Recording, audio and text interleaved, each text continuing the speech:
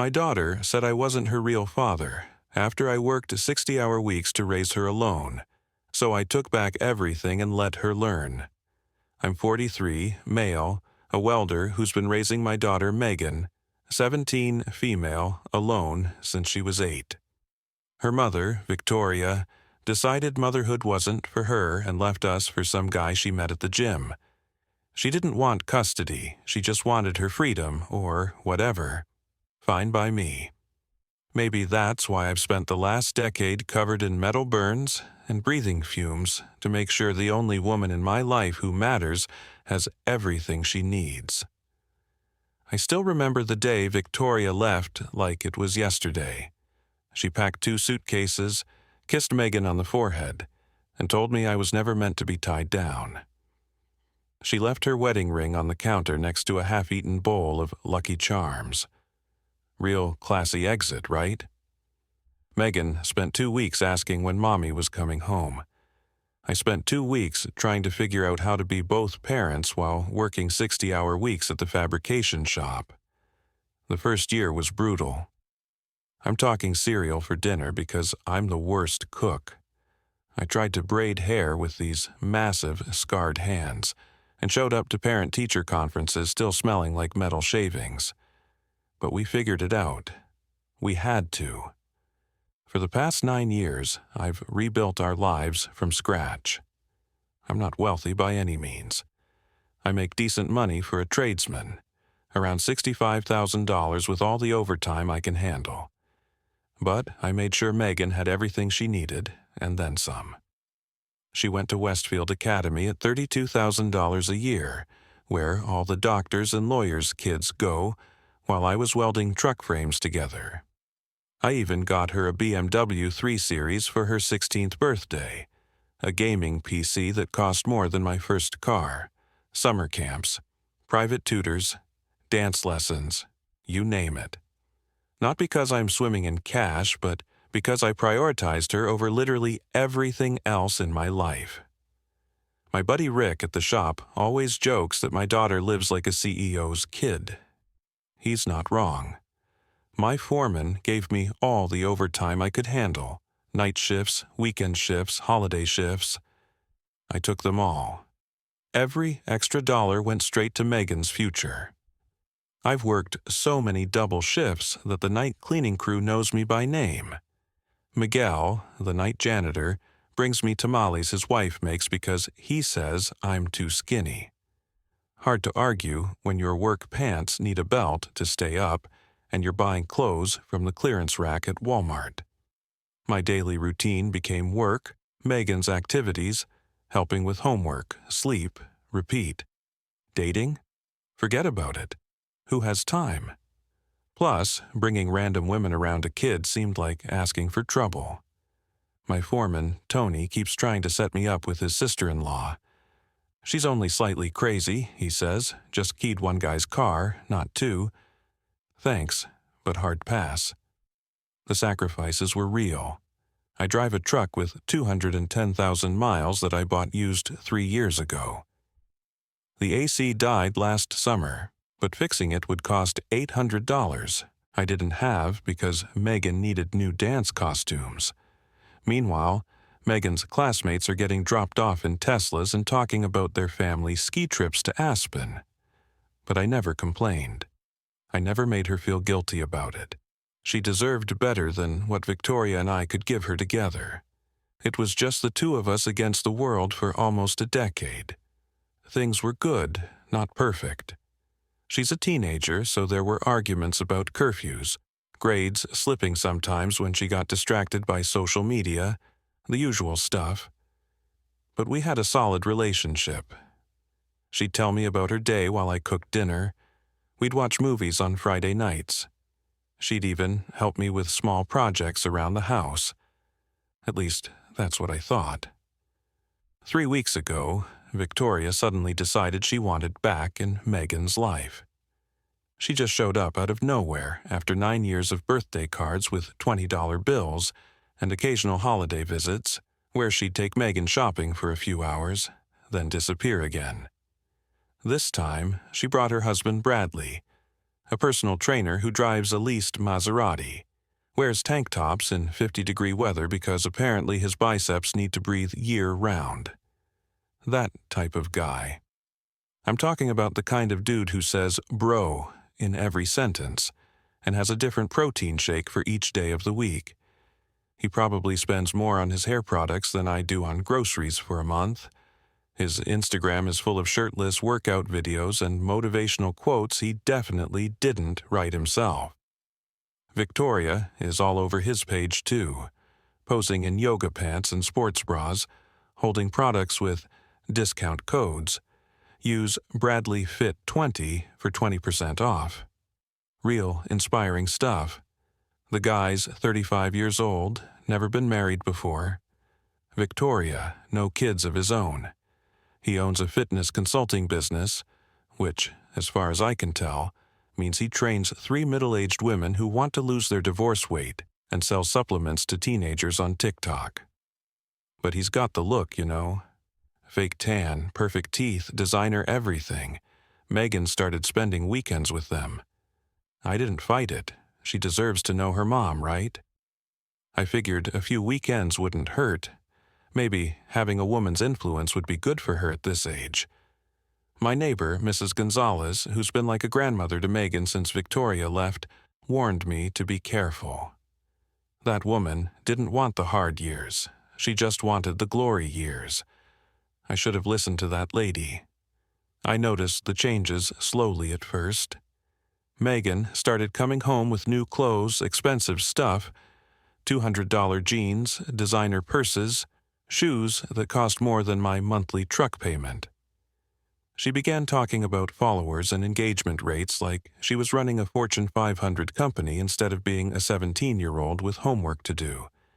She started making comments about our house being basic and my truck being embarrassing.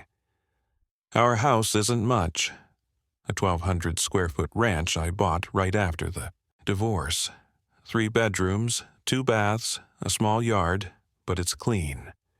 It's ours, and the mortgage is manageable. I've kept it in good shape, fixing everything myself when it breaks. New roof 2 years ago. Redid the kitchen cabinets last winter. It's not Instagram-worthy, but it's home. Then Megan started talking about how Bradley and Victoria lived in a high-rise apartment with a view of the city and a doorman who knew their names. Apparently, it's a luxury building downtown with a gym, pool, and valet parking. The comments got more frequent. Dad, why don't you dress better? Dad, Bradley says image is everything in today's world. Dad, maybe you should think about upgrading your truck. Each comment felt like a paper cut, small on its own, but they add up. Last Sunday, Megan came home from a weekend with them, and I could tell something was different. She had this weird energy, like she'd been rehearsing a speech. I was in the kitchen trying to fix our sink, which decided Sunday was a good day to leak all over the cabinet I refinished last summer when she dropped this gem on me. I've been thinking you're not really my father. Like, not my real father. Bradley gets me better. I just stared at her, thinking I must have heard wrong. Maybe all those welding fumes had finally fried my brain. Mom says I can live with them full-time after I turn 18. Bradley's going to help me become an influencer. I'm not your real father? I repeated, still holding the pipe wrench I'd been using to tighten the fitting under the sink. You know what I mean? Biologically, yeah, obviously. But Bradley is more of a father figure. He doesn't lecture me about grades and college applications. He actually supports my dreams and sees my potential. Your dreams of being an influencer? I set the wrench down on the counter, fighting the urge to throw it through our TV. See, you're doing it right now, this dismissive attitude. Bradley says I have natural charisma and camera presence. He says I could make 6 figures by the time I'm 20 if I build my platform right. He knows people in the industry. He has connections. I nodded slowly, feeling something cold settle in my chest. 9 years of overtime shifts, Burned hands, missed sleep, and ramen dinners flashed before my eyes. 9 years of never missing a school event, helping with homework until midnight, worrying about every cough and fever. 9 years of putting her first, always. "Okay," I said, my voice probably too calm. "If I'm not your real father, then I have no real obligations. I'll stop the private school payments tomorrow. Your car is going back to the dealer since it's in my name. Your college fund? Well, that's for my daughter, and apparently that's not you." The color drained from her face. "Dad, wait. Nah, it's Joseph now, or sir, since I'm just a sperm donor now." That was Sunday, the day I realized I'd spent 9 years raising someone who could throw it all away for a guy with biceps and empty promises. By Wednesday, everything had completely imploded. Monday morning, first thing, I called Westfield Academy and explained I was withdrawing financial support effective immediately. The admin lady sounded like she'd heard this exact scenario before. Rich people problems, except I'm not rich. "Mr. Reeves, this is highly unusual mid-semester," she said in that tone private school administrators use when they think you're being difficult. "We'll need written notice, and there may be financial obligations through the end of the semester. So is finding out you're not someone's real father after 9 years. Seems like we're both having unusual days. Email me whatever forms you need." They gave Megan 5 days to find alternative funding or she'd be out. Then I called the BMW dealership and explained the situation to the guy. He was understanding. "Yeah, if it's in your name and you're making payments, you can absolutely take it back." "Want me to send a tow truck?" I listed it on Carvana instead and got $28,000 for it. Decent for a year-old car that cost me $42,000 new. I'm not even thinking about what to do with the money yet, though. My coworker Pete suggested a vacation somewhere tropical with room service. Pete's been divorced 3 times, so I'm thinking his advice belongs in the garbage along with his 3 marriage certificates. The next call was to the insurance company. I removed her from my policy. I called Verizon and downgraded her unlimited plan to basic, 2 gigabytes of data and limited texting. I canceled the credit card I let her use for emergencies that somehow always included Starbucks runs and online shopping sprees. It's amazing how quickly you can dismantle a teenager's life of luxury. It took me 9 years to build it, and just 9 phone calls to tear it down. On Monday afternoon, Megan came home from school, sobbing, not the fake tears I've seen her use to get out of trouble before, but full-on ugly crying that reminded me of when she was 10, and her goldfish died. "Dad," the school called me to the office during 3rd period. They said, "You're not paying anymore." Everyone was staring. "I have SATs next month. I can't switch schools now. Talk to your real father about it. This is insane. You're ruining my entire life over one comment." One comment. I shot back, "You said I'm not your real father." "Real fathers pay for school. I'm just some dude who fed and housed you for 9 years. I worked double shifts until my back gave out, missed family gatherings and social events because you had recitals or games. But hey, no big deal, right? I'm sure Bradley will cover your tuition with all those Instagram sponsorships." She stormed off to her room, slamming the door hard enough to shake the family photos on the wall. Photos I might as well take down now. What's the point of pretending we're still a family when she's made it clear I'm just the backup plan? On Tuesday, Victoria started blowing up my phone. 47 texts between 6 a.m. and lunch. I'm not exaggerating. I counted while eating my sandwich in the break room, nearly choking at the escalating desperation. Here's a sample of the greatest hits. "WTF is wrong with you? You can't just abandon your daughter. This is emotional abuse. I'm calling the police. Bradley's lawyer cousin says this is illegal and you'll be forced to pay. Megan is traumatized. She cried all night. You're destroying her future because you're jealous of Bradley. Each message was more hysterical than the last. Funny how she wasn't concerned about Megan being traumatized when she walked out 9 years ago to chase her fitness influencer dreams. Guess trauma only counts when it affects her current plans. I responded exactly once. She has a real father figure now. Ask Bradley to cover it. I'm sure a Maserati payment can be delayed for education. Maybe he can sell some of his tank top collection. Wednesday morning, things got really entertaining. Victoria showed up at my workplace. My buddy Rick texted me, "Crazy alert at the front office." 5 minutes later, security had to escort her out. She was screaming about lawsuits, about how I'm destroying Megan's future, and how Bradley can't afford private school because he's building his business and investing in their future together.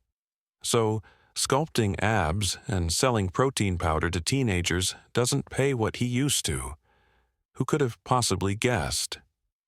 My boss, Harold, a 60-year-old guy who's seen everything in his 4 decades running the shop, watched the whole spectacle from his office window. After she left, he walked over and said, "That's your ex?" I nodded, welding mask still flipped up, sweat dripping down my face from working near the furnace all morning. He patted my shoulder and said, "Stand your ground, brother."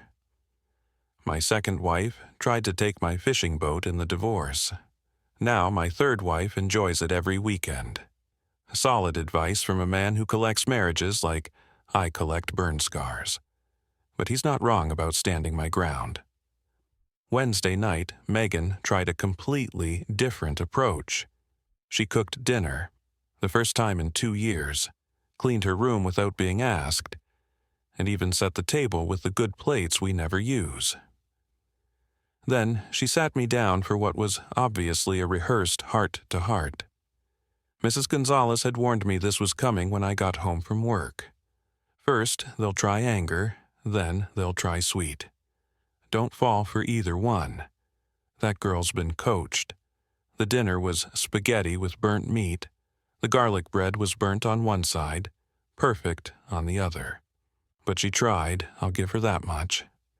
I'm sorry for what I said. I didn't mean it the way it came out. You're my real dad. You've always been there for me, and I took that for granted. This sudden realization has nothing to do with losing your car at school, right? I asked. I mean, those things made me realize how much you actually do for me that I never thought about. I see that now, and I'm genuinely sorry. So, if I restore everything tomorrow, we're good? You won't pull this stuff again? You won't decide next month that Bradley understands you better? I promise, Dad, I'll never say anything like that again. I was confused. Mom and Bradley filled my head with all this stuff about opportunities and potential in my future. And when Bradley buys you a Maserati for graduation, when Mom offers you a room in their penthouse, what then? She couldn't look me in the eye. Kids can be a lot of things, but she's not a good liar. Never has been. That's different. Get out of my sight, Megan. She pushed her chair back so hard it fell over, then ran to her room crying again. The problem is, she thinks she can pull the same tricks at 17 that worked when she was 7. But I'm not that soft anymore. Thursday was the deadline for the school payment. Megan had been alternating between rage, tears, and love bombing all week. She even offered to make my lunch for work, something she hasn't done since elementary school. She made me a sandwich, packed some chips, and included a note that said, "I love you, Dad," in her handwriting. It would have been touching if it wasn't so obviously calculated. Victoria had threatened legal action 6 times since Monday. I blocked her number after she called me at work asking for $32,000 to make this right. The absolute nerve of these people, thinking I'd just hand over cash like an ATM with legs. Tony from work came over Thursday night to help me fix my truck's alternator. While we worked under the hood, I told him what was happening. He just shook his head. Man, these kids today think parents are ATMs with legs. My nephew's the same way. Calls his dad a loser until he needs money for a new PlayStation. Then, suddenly, Dad's his hero again. I sat looking at Megan's college fund statement that night. $127,236. It took me 9 years to save that much, working every piece of overtime I could get, putting away $300 or $500 a month when I could afford it, sometimes less when things were tight. I briefly wondered if I should use it for that motorcycle I've always wanted. Not seriously, of course, but the thought did cross my mind. Tony suggested a bass boat instead. Nothing heals a broken heart like fish that don't talk back. Plus, you can sleep on a boat if you need to get away from all this drama. Yeah, thanks for the idea, Tony. Friday was the school's final deadline.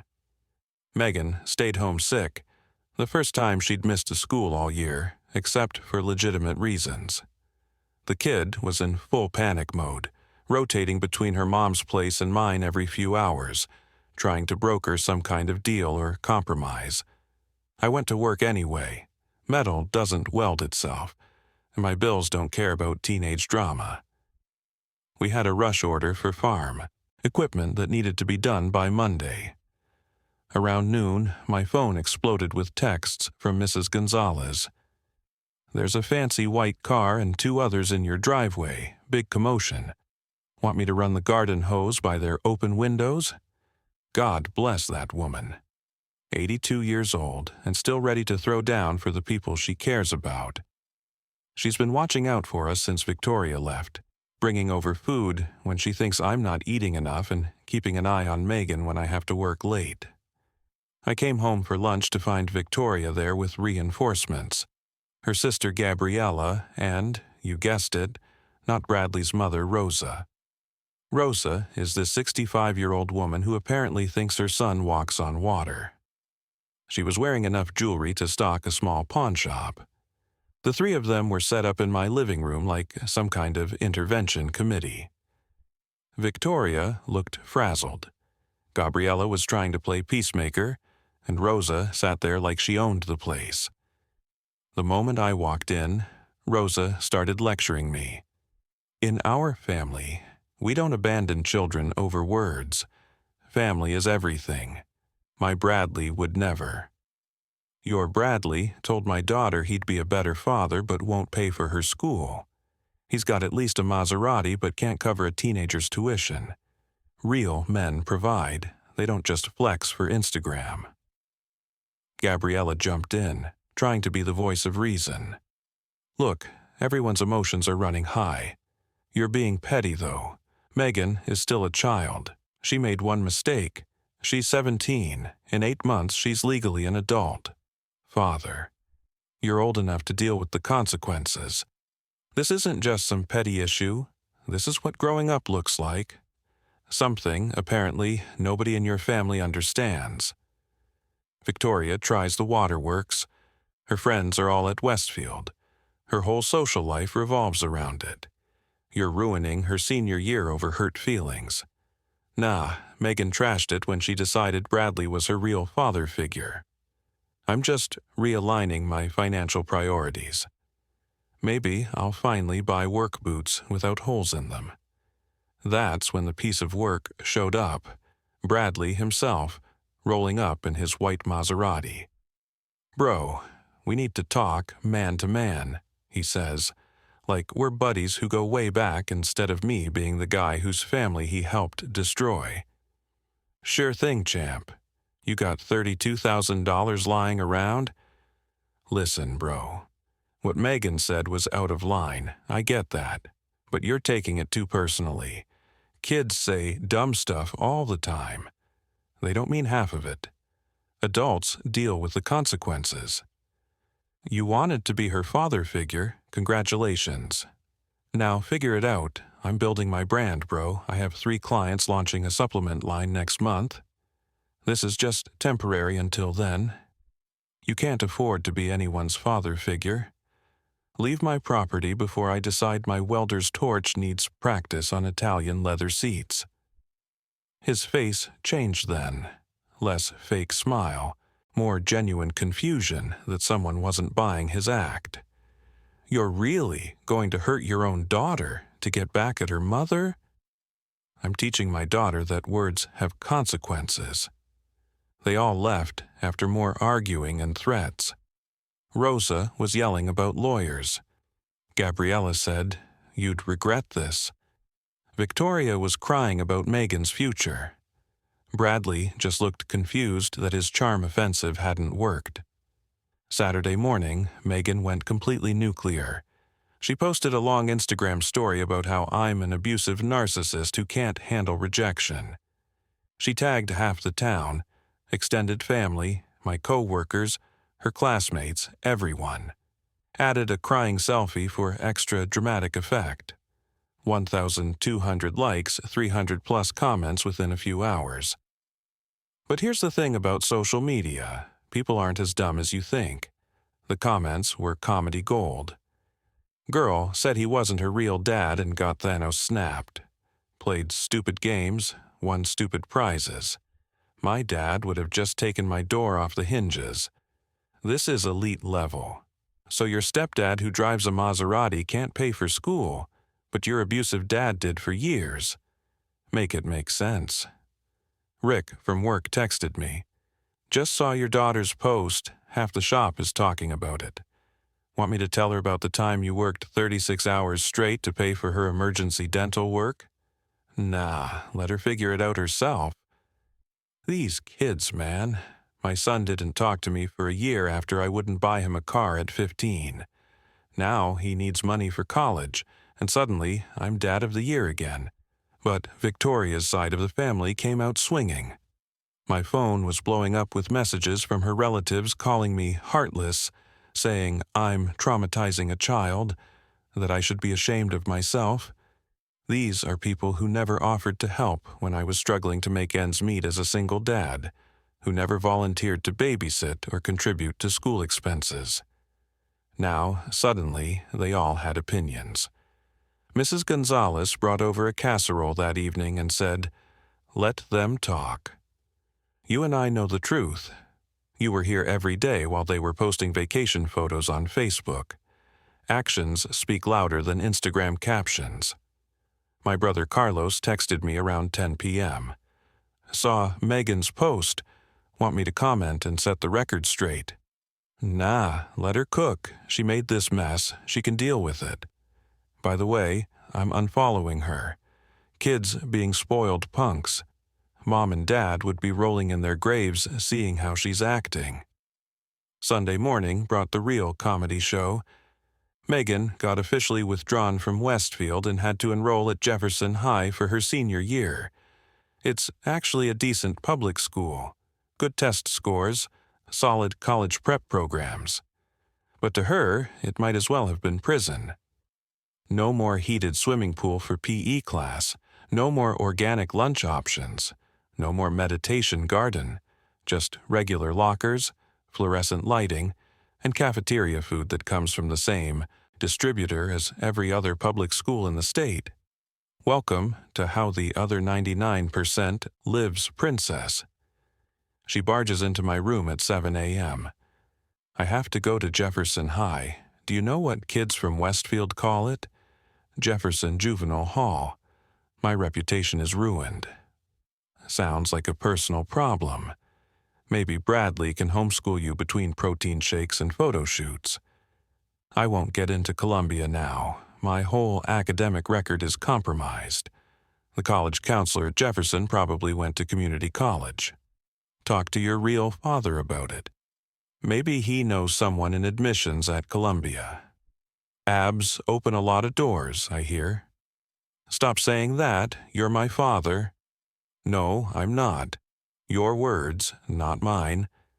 I'm just the ATM that's now permanently closed for business. But Sunday afternoon brought the best plot twist yet. I received a call from my lawyer friend Keith. We go way back. I welded a custom motorcycle frame for him 5 years ago when he was going through his midlife crisis. He handles my legal stuff when I need it, which isn't often.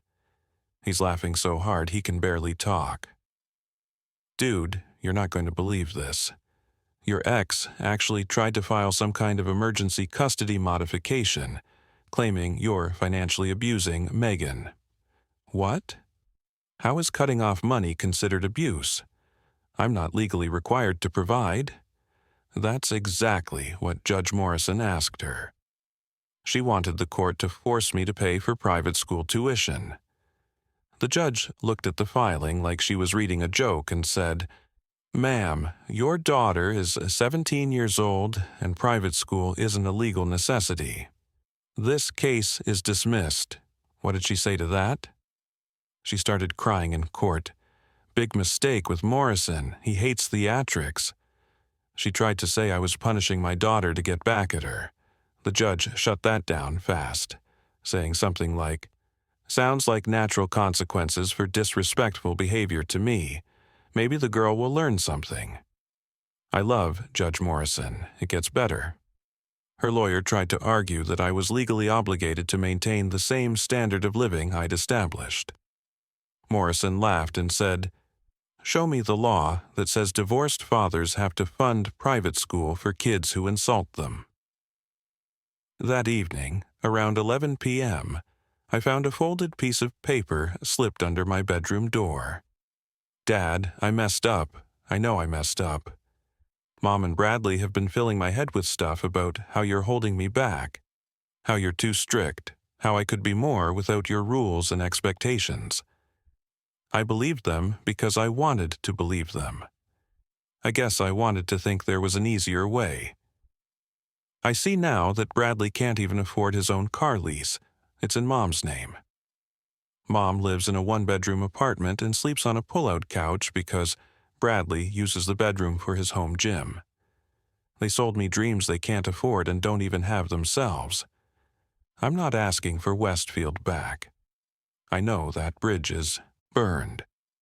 I'm just asking for you to be my dad again, the real one, the only one who was actually there." I kept the note and read it twice. I'm still thinking about my response. Tony suggested I frame it and hang it on her wall as a constant reminder. Not the worst idea I've heard. When I showed it to Mrs. Gonzalez the next morning, she just nodded and said, "The girl finally opened her eyes." Sometimes you have to lose everything to see what was right in front of you the whole time. This morning, Victoria sent one final text. "You won. Hope you're happy." Megan cried all night. "Very," I replied. After the note, I let Megan stew for a couple of days. The kid was walking around the house like a ghost, barely eating, coming straight home from her new school instead of hanging out with friends. No Instagram posts for 3 days straight, practically a miracle for a teenager. She even cleaned the kitchen without being asked twice. That's when I knew she was genuinely sorry, not just sorry she got caught. Mrs. Gonzalez stopped by Tuesday with more food. Seriously, this woman must think I'm wasting away, and gave me her wisdom. The girl learned her lesson. Don't torture her too much longer. She's your daughter. Easy for her to say, not her kid, not her $32,000, not her 9 years of sacrifice getting thrown back in her face. But Mrs. Gonzalez has been right about most things over the years, so I took her advice under consideration. Megan spent Tuesday night working on homework at the kitchen table, instead of being locked in her room scrolling through social media. She didn't ask for help with her calculus, even though I could see her struggling. She didn't complain about the public school's heavier workload or less personalized attention. She just quietly worked until almost midnight, then cleaned up after herself and went to bed. Wednesday afternoon, I finally sat her down. "Let's talk about your note." She immediately started crying, real ugly snot bubble crying that would make her followers unfollow immediately. The kind of crying that comes from actually understanding what you've lost. Dad, I'm so sorry. I ruined everything. I'm so stupid. I just wanted to know my mom better. And she made it sound like you were the bad guy, like you were the reason she left in the first place. I replied, your mom left because she met Bradley at the gym and decided being a mother was too boring. That's it. She said you were controlling, that you wouldn't let her pursue her dreams of building her brand. Her dream was to be a fitness influencer. She had 200 followers and spent our mortgage money on supplements she never sold. But sure, I was the bad guy. I had a problem with wanting to pay rent and buy groceries instead of funding her fantasy. Thursday brought the nuclear news. Apparently, Bradley got arrested. Turns out Mr. Maserati was running a supplement scam, selling fake pre-workout powder as pharmaceutical grade to his clients. One of them, a 19-year-old kid trying to bulk up for football, ended up in the hospital with heart palpitations. When the cops searched Bradley's apartment, they found $50,000 worth of counterfeit products in his closet, along with steroids and other stuff he definitely wasn't selling at the local GNC. Rick texted me the news article with a caption that read, "Karma as a bee." Victoria called me around 6 p.m., absolutely losing her mind.